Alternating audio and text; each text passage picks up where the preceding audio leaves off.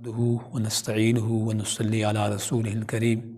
اما بعد اعوذ باللہ من الشیطان الرجیم بسم اللہ الرحمن الرحیم فاذا سویتہ ونفخت فیہ من روحی فقعوا لہ ساجدین صدق اللہ العظیم۔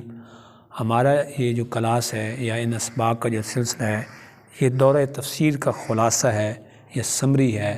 یہ وہ پوائنٹس ہیں جو ہماری قرآن فہمی یا دین فہمی میں اضافہ کریں گے۔ تو آج کے سبق میں بھی بالکل ایک چھوٹا سا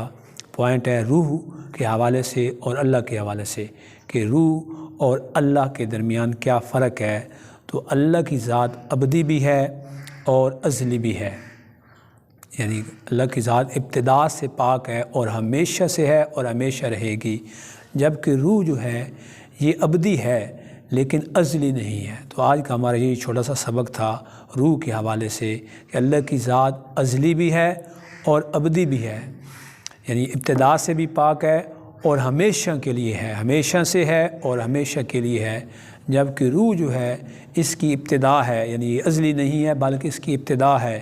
لیکن یہ بھی ابدی ہے۔ امید ہے یہ چھوٹا سا سبق بھی ہماری قرآن فہمی اور دین فہمی میں ایک بلڈنگ بلاک کے طور پر ثابت ہوگا